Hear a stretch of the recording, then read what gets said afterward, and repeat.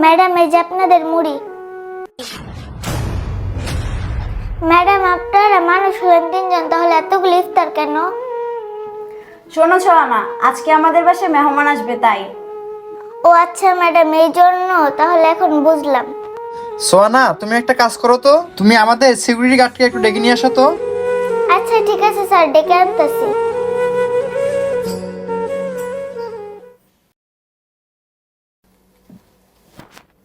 Sir আসসালামু আলাইকুম, আমার ডাকছেন? ওয়ালাইকুম আসসালাম। তাহের ভাই, আপনি রোজা রাখছেন? জি স্যার, আমি রোজা রাখছি। তা তাহের ভাই ইফতার করবেন না? জি স্যার, নিচে কিছু কিনে এনে আমি নিচে ইফতারি করবো। শোনেন তাহের ভাই, আপনাকে নিশ্চয়ই ইফতার কিনে এনে ইফতার করার প্রয়োজন নেই। এই রমজান মাসে আপনি আমার সাথে ইফতার করবেন, আর রাতে সেহরি আমাদের সাথেই খাবেন। কি কোন স্যার? আমি হইলাম যে আপনাদের বাসার দারোয়ান, আমি আপনাদের সাথে ইফতারি করবো? না না স্যার, এটা হতে পারে না। এটা কেমন কথা বললেন? আরে তাহের ভাই, এটা কোন ধরনের কথা বললেন? আপনি দারোয়ান দেখে কি আপনি মানুষ না? শোনেন তাহের ভাই, আমাদের বাসায় আমরা কাউকে দুই চোখে দেখি না, আমরা সবাইরে এক চোখেই দেখি। তাহের ভাই, আর কিছু না বলে আপনি এখন বসেন, এখানে বসে আমাদের সাথে ইফতার করেন।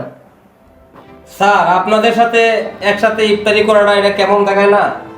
এর সাথে ভালো স্যার আমার বাড়িতে কিছু দেন, আমি নিচে বসে ইফতারি করুন। না তাহের ভাই, আপনার গেটে বসে ইফতার করা লাগবে না, আপনি আজকে আমাদের সাথে বসে ইফতার করবেন। আপনি বসেন তো তাহের ভাই। ঠিক আছে স্যার, তাহলে আমি বসি এখানে। বসেন।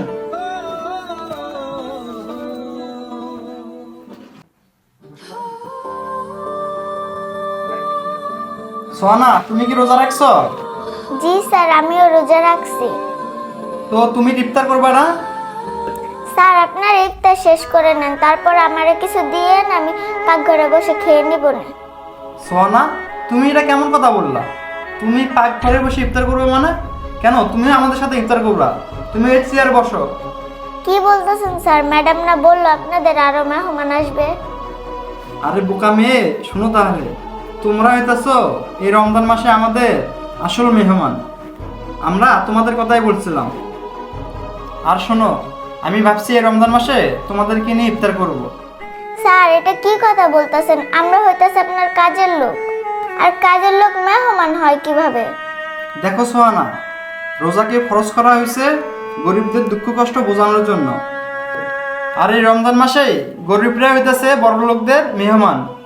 তাই আমাদের মতো মানুষদের উচিত এই রমজান মাসে গরিব অসহায়দেরকে নিয়ে ইফতার করা এবং তাদের মাঝে ইফতার বিলিয়ে দেওয়া। আর এটাই হইতেছে আমাদের রমজান মাসে সবচেয়ে ভালো একটা কাজ।